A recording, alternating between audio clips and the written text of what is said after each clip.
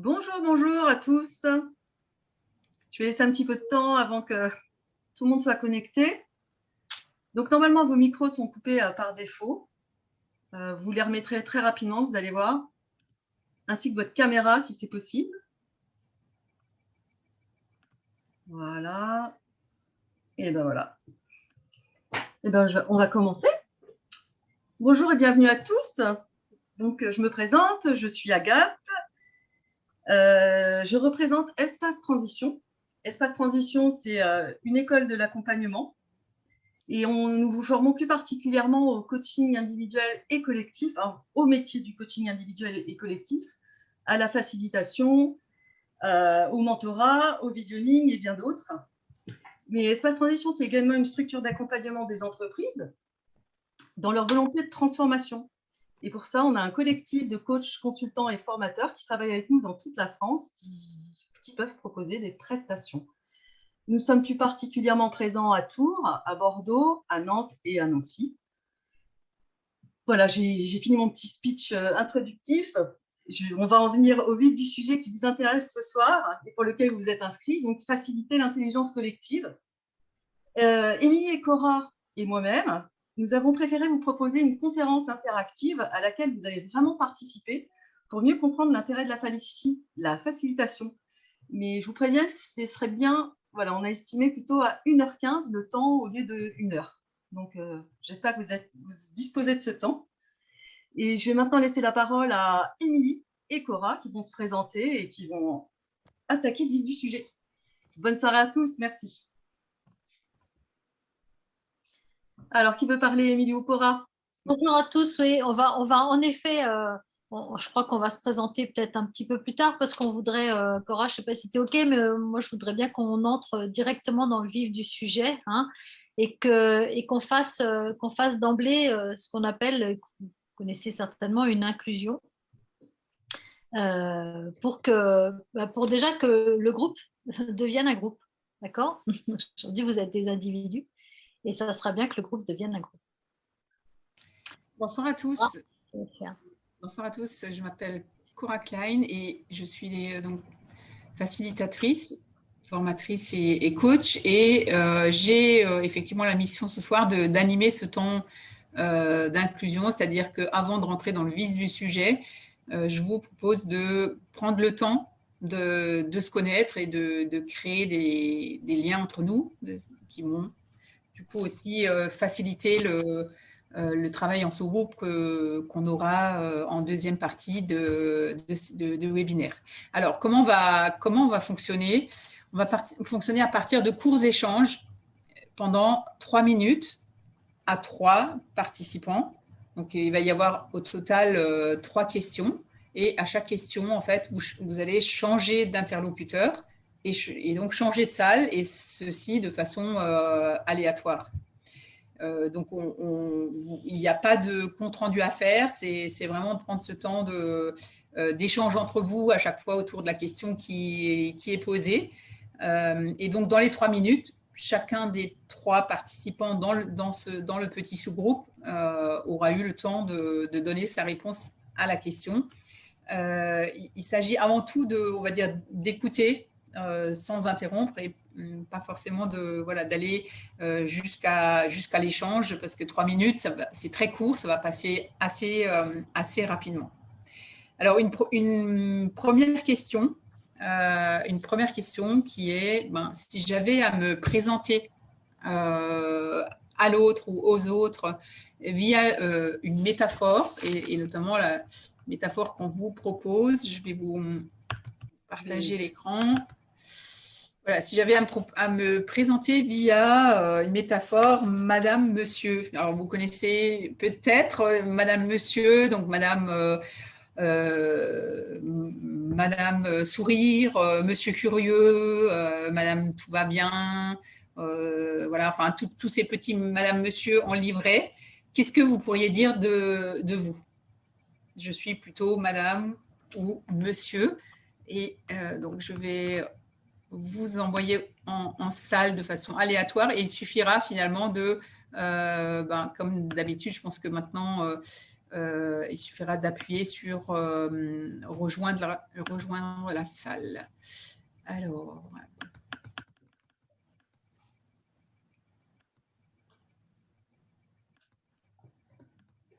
ça veut dire que vous aurez 1 minute chacun pour vous présenter et donc ça vaut la peine de dire, bah voilà, je suis Madame Contente ou Madame Sourire, parce que, voilà, juste une phrase, en essayant de gérer le temps, ce temps de 1 minute chacun.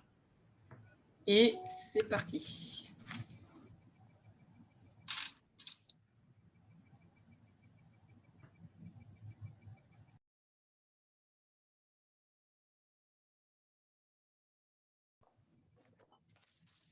Ok, ça y est. Ça y est.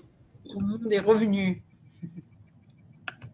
Ok, merci. Alors, voilà, on a vécu ce petit temps d'inclusion. Ce que je vous propose, c'est que ceux qui le souhaitent peuvent partager dans le chat ce qui était intéressant pour eux dans ce temps d'ouverture, dans ce temps de création de liens.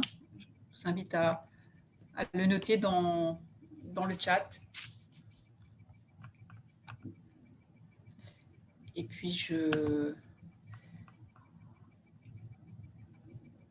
ouais. Et je te laisserai la parole après, Émilie, pour la suite. Alors, je ne vois aucun message. Non. Personne n'écrit rien. Ah, ça y est. Rencontrer des énergies différentes. État d'esprit curieux et positif. Des échanges, des sourires, des découvertes, de l'interaction. À la recherche d'outils intéressants, rapidement le parcours, effervescence, apprendre et transmettre. Donc là, c'est plutôt sympa comme retour. Émulation de groupe. Bon, ben écoutez. Agréable de trouver des en présentiel et en numérique, surprenant. Vous pouvez continuer à partager. Ouais, on a voulu changer un peu le style des webinaires. Je vais mettre le PowerPoint peut-être, Émilie? Ouais, si tu veux. Vous pouvez continuer à partager sur l'inclusion. Et puis, vous allez voir le lien aussi qu'on peut faire avec la facilitation. Moi, je me présente rapidement. Donc, je m'appelle Émilie Cléache. Je suis coach professionnelle et je suis facilitatrice. Voilà, en intelligence collective et en intelligence créative. Alors, qu'est-ce que c'est que la facilitation professionnelle? Parce que vous êtes là pour ça, en fait, hein, pour découvrir, comprendre ou confirmer ce qu'est la facilitation professionnelle. Et puis, surtout, ce qu'on va faire aussi, c'est faire le distinguo entre un facilitateur ou d'autres postures d'intervention. Alors, en fait, la facilitation vise à faire produire par un groupe un résultat. Ce résultat, on va l'appeler un livrable. Le facilitateur vise la production d'un livrable par un groupe. Pour ça, il va devoir donc mettre en œuvre des techniques, des pratiques d'intelligence collective. Alors, l'intelligence collective, de quoi on parle quand on parle d'intelligence collective? Bien sûr, l'intelligence collective, elle émane, elle émerge d'un groupe. Un groupe dans lequel il y a des individus, un groupe dans lequel il y a de multiples intelligences individuelles, de multiples et diverses intelligences individuelles. C'est-à-dire que nous n'avons pas tous les mêmes formes d'intelligence. Vous savez qu'il y a eu plusieurs formes d'intelligence, hein, visuelle, kinesthésique, sonore, etc. Donc, nous n'avons pas tous les mêmes formes d'intelligence et nous ne réagissons pas tous aux mêmes impulsions, aux mêmes inputs.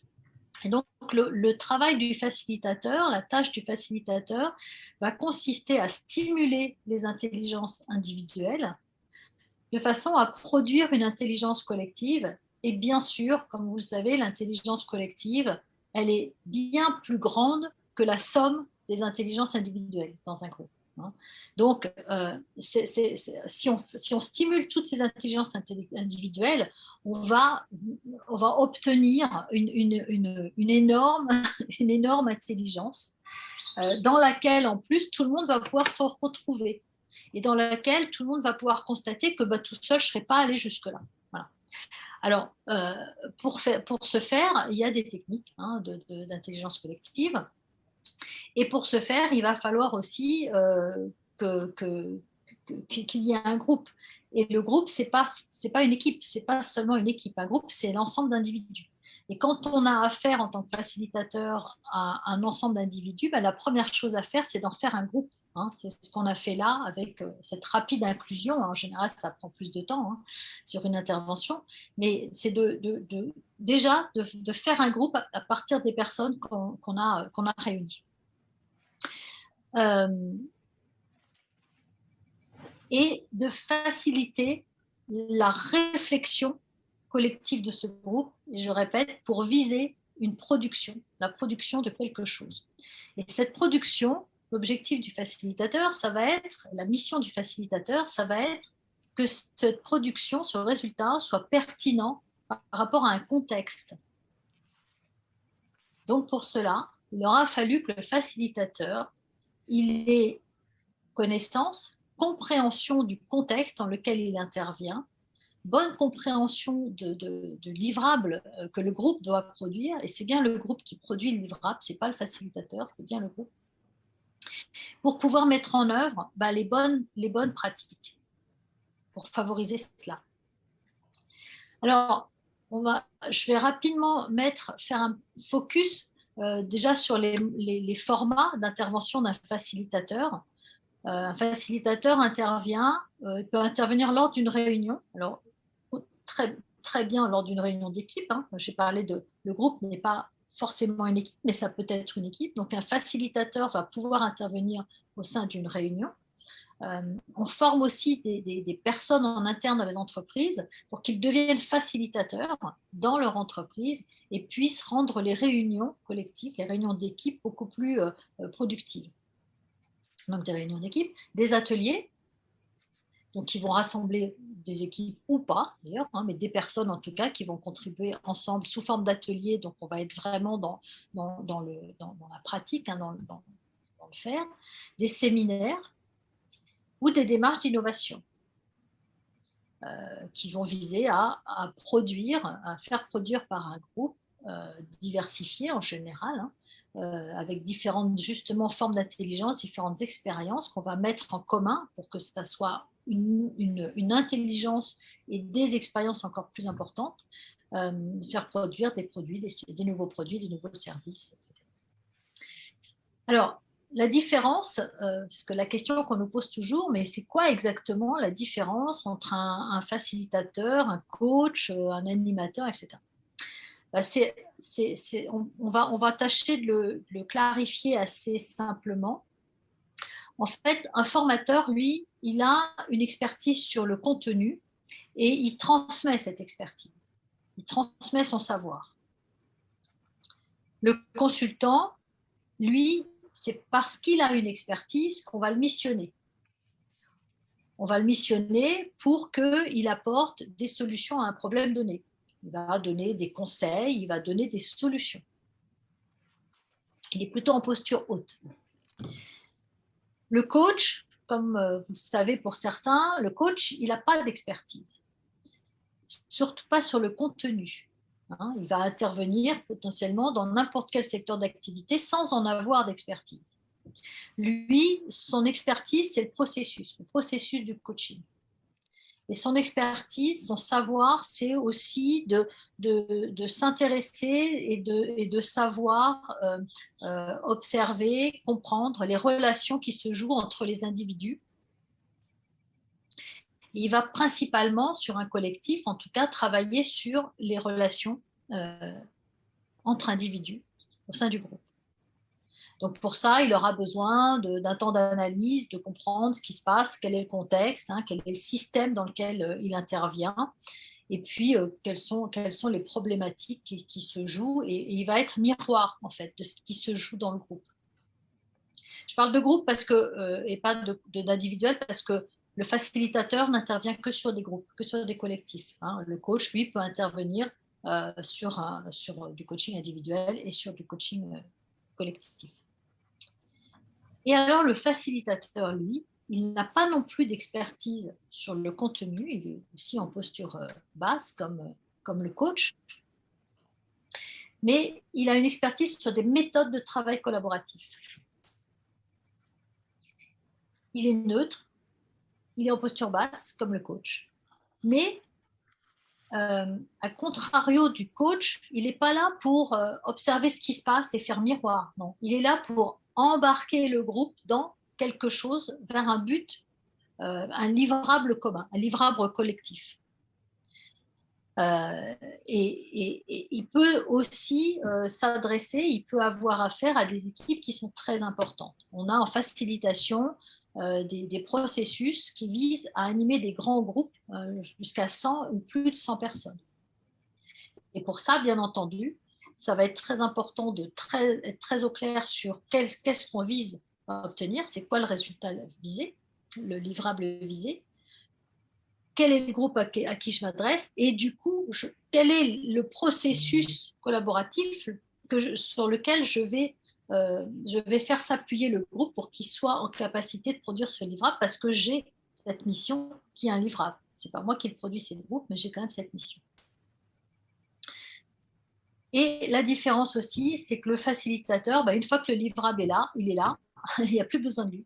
Donc, il intervient en général qu'une fois, en tout cas sur un sujet. Alors que le coach, lui, il va pouvoir sur une cohésion d'équipe ou sur un coaching d'équipe, il va peut-être intervenir plusieurs fois de façon récurrente et sur une durée un peu plus longue. Donc voilà les différences de posture entre les uns et les autres et c'est très important parce que quand on est en posture de facilitateur et quand on est sur une mission de facilitateur, on n'est pas sur une mission de formateur, on n'est pas consultant et on n'est pas coach, on attend autre chose de nous. C'est très important de faire ces nuances-là. Hein. Et quand on est coach, on n'est pas facilitateur, hein, on n'utilise pas, on n'est absolument pas sur le résultat. On emmène la personne vers un objectif, le groupe vers un objectif, mais s'il n'y a pas de livrable à la fin. Donc voilà pour les principales définitions. Cora, je vais te laisser la main sur les processus de facilitation tels qu'on les met en place. Oui, merci. Agathe, tu peux le mettre en grand? Ouais.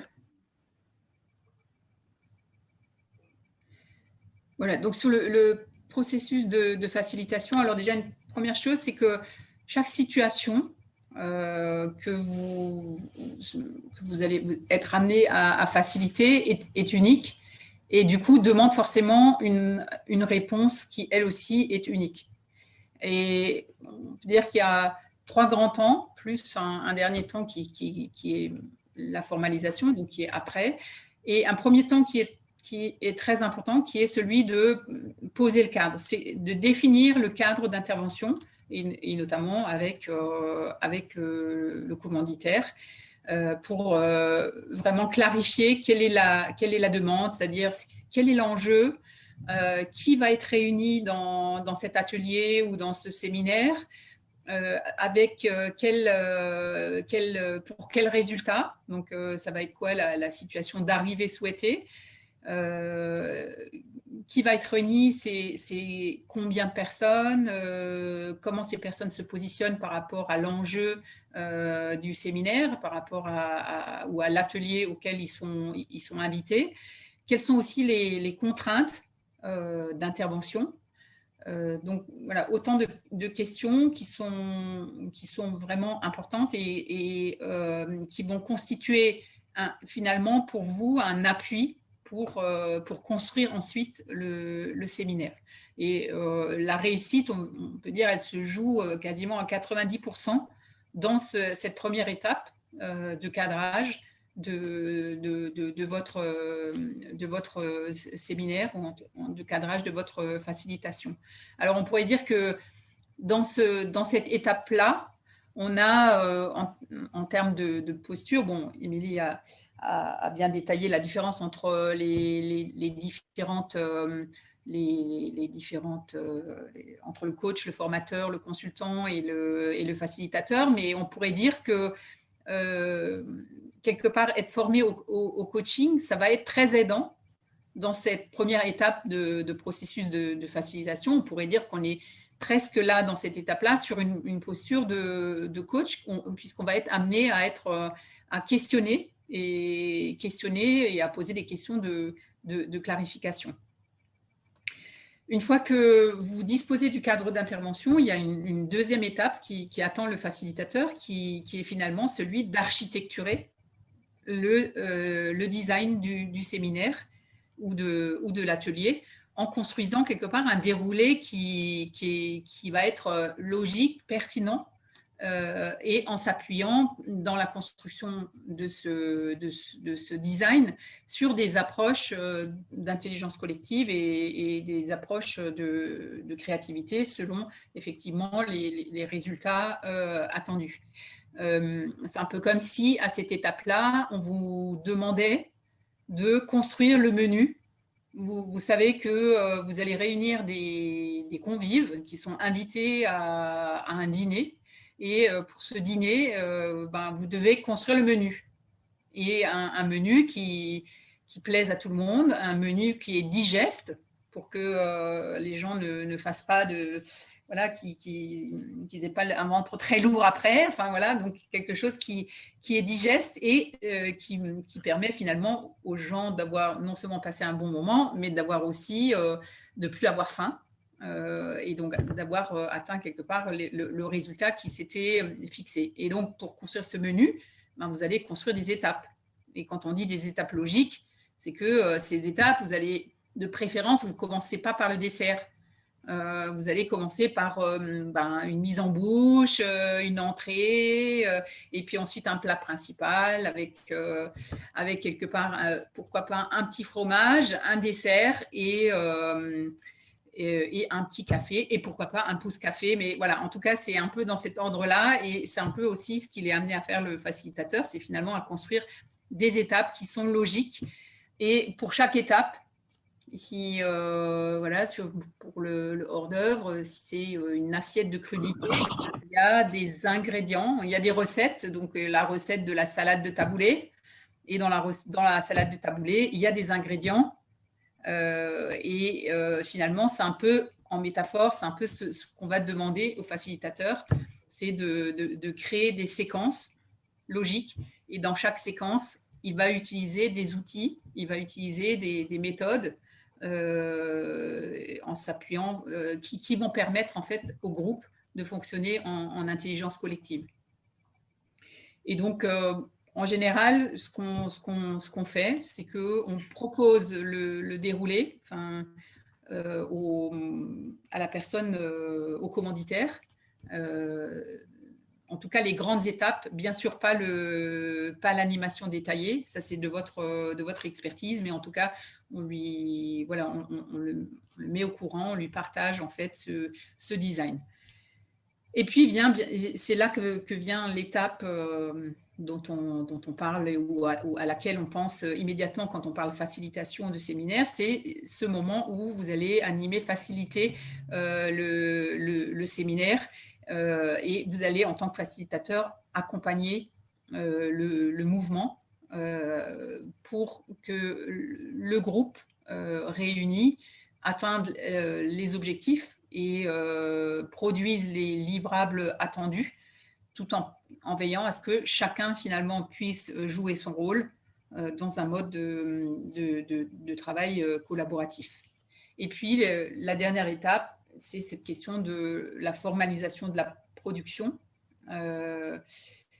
pour poursuivre. Alors il y a souvent une partie des travaux qui sont déjà formalisés, puisqu'il y a aussi des techniques qui permettent de sortir d'un séminaire avec des panneaux de travaux déjà formalisés, mais peut-être parfois aussi vous allez être amené à compléter ou mettre en forme ce qui est issu du séminaire pour pouvoir le redonner finalement à votre commanditaire.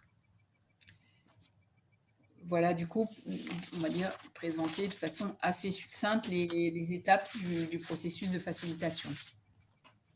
Est-ce qu'on enchaîne encore sur un exercice? Oh. Oui, vous êtes. Salles. Alors, pendant que je fais les salles. Alors, il y a des questions du coup qui arrivent. Ouais, des questions. Je te laisse répondre aux questions pendant que je fais les salles. Une question, c'est est-ce qu'on peut être facilitateur avec sa propre équipe si on a vis-à-vis d'eux une posture hiérarchique? Alors, c'est possible en sachant que quand les enjeux sont forts, il vaut mieux externaliser la facilitation. Parce que du coup, vous allez être trop pris dans les enjeux et auquel cas, c'est plus judicieux. Plus les enjeux sont forts, plus c'est mieux, enfin, plus il est intéressant en fait d'externaliser la facilitation. Et puis, si vous êtes sur le rôle de facilitateur avec votre propre équipe, il va falloir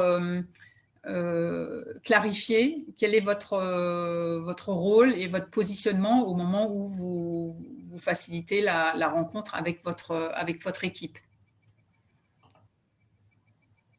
Enfin, c'est des réponses peut-être un peu rapides, mais...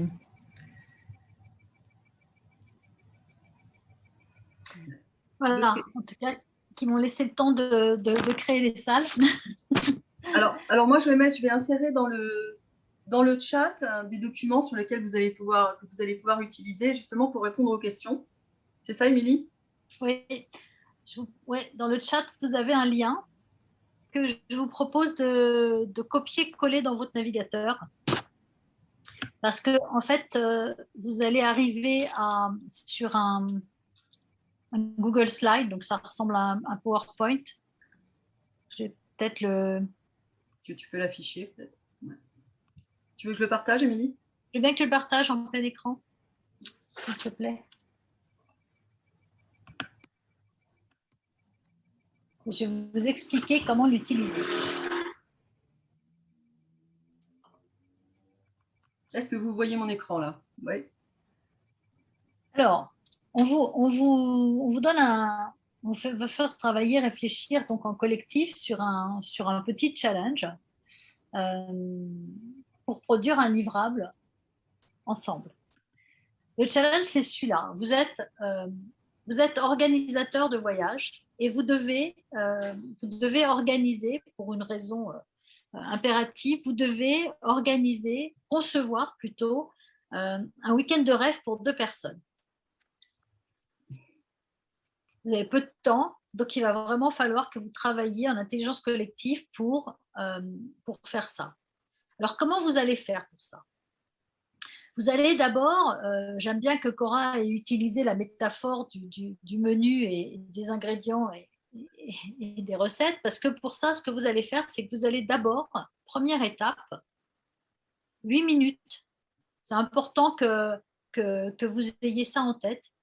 8 minutes pour collectivement lister les ingrédients qui, d'après vous, sont indispensables pour un week-end de rêve. Vous n'allez pas tous avoir les mêmes représentations et c'est super parce que comme ça, vous allez avoir plein d'ingrédients voilà. Et n'hésitez pas à rebondir les uns sur les autres parce qu'il y a des trucs auxquels l'un pense, l'autre n'avait pas pensé, mais ça lui fait penser à autre chose. Donc, utilisez cette dynamique du groupe. Vous allez être en groupe de 4 ou 5. Donc, utilisez cette dynamique de groupe pour aller vraiment le plus loin possible dans qu'est-ce qui fait qu'un week-end est super, super réussi. C'est un week-end génial. Donc, d'abord, tous les ingrédients. Et puis ensuite, donc ça 8 minutes, donc vous avez un slide par groupe. Alors, mais j'ai peut-être pas préparé assez de slides par contre. Donc, vous avez la main sur les slides. Donc, je vous laisse peut-être ajouter 2 slides puisque vous allez être 7 groupes et j'avais prévu 5. Donc, voilà, vous allez ajouter 7 slides. Et puis, la deuxième étape, enfin 2 slides, pardon. La deuxième étape, c'est à partir de ces ingrédients. Qu'est-ce que ça vous dit? Vous allez déjà avoir débroussaillé le sujet. Et à partir de ces ingrédients, vous allez collectivement formuler la recette. Alors voilà, puisque tous ces ingrédients sont importants, peut-être qu'il y en a qu'on va garder, d'autres pas garder, mais ça nous fait avancer vers la recette. Et la recette pour un week-end réussi, c'est premièrement, alors je ne sais pas ce que ça va être pour chacun à chaque groupe, mais ça peut être premièrement se préparer une semaine à l'avance, par exemple, je ne sais pas. Deuxièmement, puisqu'on est deux, comment est-ce qu'on fait pour se mettre d'accord sur la destination? Et puis ensuite, c'est quoi la destination et comment on part? Enfin, vraiment, voilà, c'est quoi la marche à suivre, la recette d'un week-end génial, idéal, un week-end de rêve pour qu'il soit réussi. Alors, je suis en train de me dire que je vais peut-être vous mettre par groupe de 5 plutôt pour, du coup, que vous soyez moins groupe et que vous n'ayez pas besoin d'ajouter des... Attendez, je vais placer dans... 6 salles.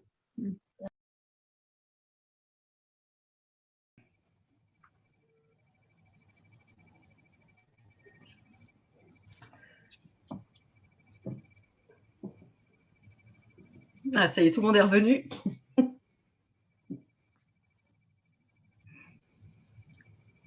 Alors, Cora, qu'est-ce que tu proposes aux participants?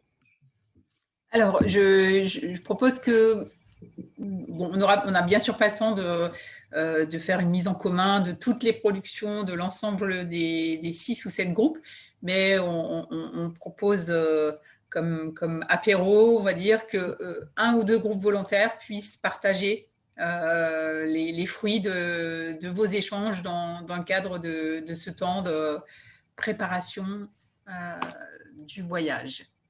Alors, je ne sais pas quel groupe aurait envie de partager ce que vous avez pu produire en sous-groupe. Et n'oubliez pas de réactiver vos micros. Quelqu'un qui se dévoue?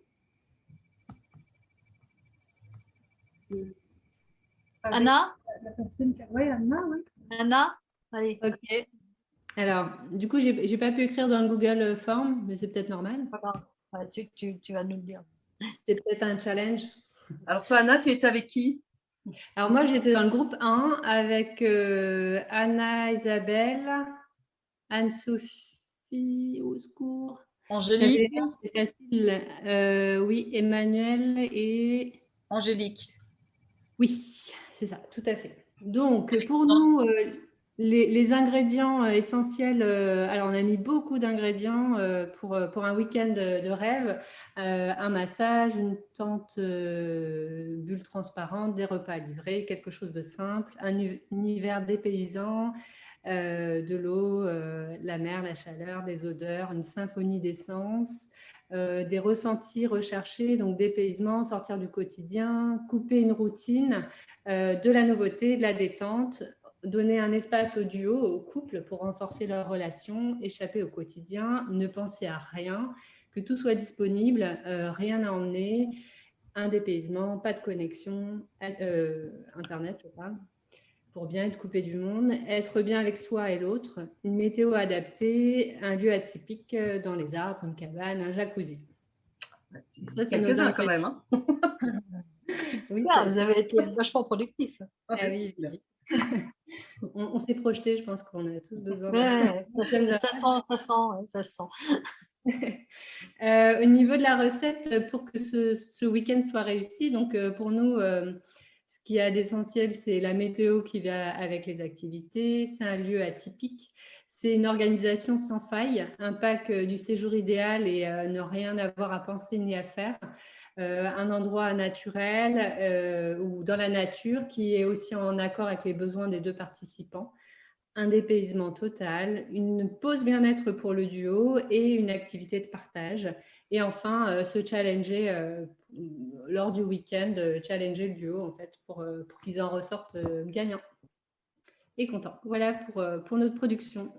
Merci Anna, super. Merci. Merci. Un autre groupe? L'autre Anna, c'est ça?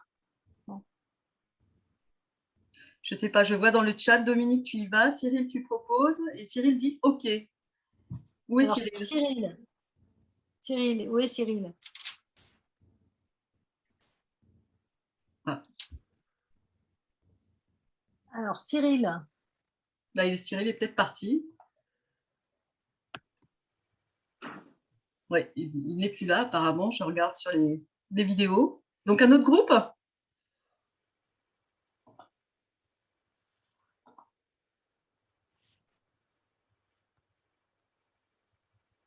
Non.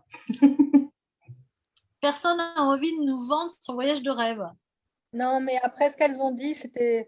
Elles ont cassé l'ambiance, Ah. quand on peut plus. C'était trop. Alors non, non, je suis sûre que vous avez fait d'autres choses. Et c'est ça qui est intéressant, justement. C'est de nourrir encore avec quelque chose de différent, quelque chose d'autre. Il faut se lancer, il ne faut pas avoir peur. Il n'y a pas de jugement, il n'y a pas de censure. Et tout est bon. Caroline, allez, qu'est-ce que vous avez fait? Eh bien, non, parce que justement, nous, on a un peu bataillé pour essayer de noter les trucs. C'était en lecture seule et du coup, on a un peu tourné en rond, quoi. Mais après, on était arrivé un petit peu aux mêmes conclusions, qu'il fallait. On avait rajouté bas carbone quand même. On avait ajouté prise en compte des goûts, des dégoûts et des moyens du couple. Ouais. Donc, beaucoup discuter avec eux. Leur préparer le voyage avant qu'ils aient, en leur proposant un guide touristique adapté pour qu'ils puissent se projeter dans le voyage. Et puis, bien sûr, après, à eux de se faire l'album photo qui va bien. Mais en tout cas, leur proposer, leur donner les moyens de se projeter dans le voyage. D'accord. OK. Donc, en fait, ce qui est intéressant, c'est que c'est des choses qui viennent complémenter ce qui avait été fait par le groupe précédent. Et c'est tout ça qui va venir, du coup, pouvoir constituer la réflexion, une réflexion encore plus riche pour concevoir vraiment le week-end le plus idéal possible. OK ? Un seul groupe, en fait, n'a pas forcément la solution idéale. Un seul groupe de 4, c'est à vous tous que vous allez pouvoir le faire. Super. Alors, qui est-ce qui va débriefer, Émilie ou Cora? Vous nous expliquer quel était le but de ce travail? Cora, je te laisse la parole. Ben, en tout cas, je sais pas, tu as préparé, je vais te laisser faire là sur le. D'accord. C'est quoi le. En fait, alors déjà, l'objectif dans ce très très court temps, 15 minutes, c'est vraiment très court, c'est de vous faire vivre un tout petit processus collectif et collaboratif sur un sujet. Alors déjà, il y avait un objectif, c'était de concevoir quelque chose, de concevoir le week-end de rêve. Donc, il y a quelque chose à livrer à la fin. Et puis, vous avez été mis donc, dans des groupes de façon aléatoire, donc avec des personnalités, des expériences différentes de week-end que vous avez déjà vécu. Donc ça, c'est intéressant parce que chacun va y mettre du coup sa propre expérience, mais aussi sa personnalité, ses désirs, ses envies. Et c'est par ça qu'on va obtenir quelque chose de beaucoup plus riche. Il y avait eu 2 étapes. Première étape, les ingrédients. Deuxième étape, la recette, le menu. Donc, on vous a fait le première étape, c'est comme un brainstorming en fait. On va produire un maximum d'éléments qui vont ensuite venir alimenter quelque chose d'un peu plus choisi, d'un peu plus sélectionné. Donc, tout ça, ça fait partie des processus, des pratiques, des techniques qu'on va utiliser avec un collectif pour que tout le monde puisse s'exprimer sans censure, sans jugement des uns et des autres. Et puis, justement, ça va favoriser le rebond des uns sur les autres. C'est-à-dire qu'il y en a un qui dit ça, tiens, oui, bah, ça me déclenche cette idée-là. Donc, c'est un peu cette espèce d'espace où finalement, bah, tout est possible. Et en même temps, eh ben, on doit aller vers quelque chose qui va se concrétiser, qui va se formaliser. Et donc, ça fait partie d'une des étapes d'un processus collectif, d'intelligence collective. Et puis, ce qu'on voulait aussi partager avec vous, c'est le fait que quand on fait de la facilitation, il y a quelque chose d'un peu, comment dire, il y a quelque chose d'assez ludique aussi, c'est-à-dire que on est là pour stimuler, on est là pour activer. Et donc, évidemment, ça veut dire qu'il faut aussi y mettre de l'énergie, il faut impulser de l'énergie. Et pour ça, on va s'appuyer sur des supports. La notion de support, d'expression est très importante en facilitation. pour aussi cette autre raison qui est qu'à la fin d'un séminaire de facilitation, tout ce qui a été produit par le groupe va être formalisé. C'est-à-dire qu'on va garder, on va conserver tout ce qui a été produit par le groupe. Je ne sais pas, je ne suis pas allée voir ce que vous avez mis sur les slides là, mais c'est vrai qu'il y avait l'aspect technique, le manque de temps qui ne favorisait pas forcément la chose. Mais en tout cas, si vous aviez été dans un séminaire de facilitation, on aurait mis à votre disposition des supports d'expression qui nous auraient permis de valoriser déjà et de conserver tout ce que vous avez exprimé et peut-être de l'utiliser même, que vous puissiez l'utiliser pour une autre réflexion. Émilie, qu'est-ce que le facilitateur va utiliser comme outil pour faire que les gens s'expriment facilement? En facilitation, qu'est-ce qu'on utilise? Alors, on va beaucoup. Alors, déjà, on va activer les façons de penser. Hein, donc, beaucoup avec des métaphores, des analogies, des photolangages, par exemple, hein, parmi celui que vous connaissez certainement tous. Et puis, on va utiliser beaucoup de supports visuels. Hein. Donc, on va utiliser… dans ta question, c'était les supports ou c'était les techniques? Ça peut être les deux, ouais, les techniques et les supports. Ouais. On va utiliser beaucoup aussi de modalités différentes, c'est-à-dire qu'on va faire travailler les personnes par 2, par 4, en grands groupes. On va beaucoup varier les modalités de travail pour justement venir croiser toutes les idées, tous les modes d'expression, toutes les représentations aussi, toutes les expériences. On va très souvent mixer aussi les publics, c'est-à-dire que quand on va… Pour aller vers ce livrable, si une équipe a besoin je sais pas, de produire un nouveau service, on va intégrer avec l'équipe, on va intégrer des personnes qui vont apporter des expériences utilisateurs, par exemple, ou des expériences fournisseurs. On va mixer, on va générer une diversité de profils pour qu'on aboutisse à un résultat qui soit le plus pertinent pour un public qu'on aura défini au départ. Donc, les techniques, c'est compliqué ta question parce qu'il y en a vraiment plein, quoi. De l'inclusion pour le groupe jusqu'à la formalisation, on a une palette de techniques. Donc, c'est un peu compliqué là d'en donner quelques-unes, surtout que ça ne va pas… si les personnes ne les connaissent pas, ça ne va pas évoquer grand-chose, quoi. Mais c'est vrai qu'on utilise beaucoup de techniques. Il y a quelqu'un qui demandait dans le chat si le nuage de mots existait encore. Oui, tout à fait. Et y compris en présentiel ou en distanciel. Oui, tout à fait. Alors, on a la facilitation se pratique de fait aujourd'hui, comme beaucoup de modes d'accompagnement, se pratique aussi beaucoup en distanciel. Avec des outils d'expression collaborative qu'on peut utiliser. Miro, Klaxoon et autres. Et on réussit très, très bien à faciliter à distance maintenant. Parce qu'on est tous un peu rodés aussi en tant que facilitateurs. Les facilitateurs aujourd'hui se sont beaucoup formés à ça. Et du coup, ça nous permet aussi de transmettre ces techniques.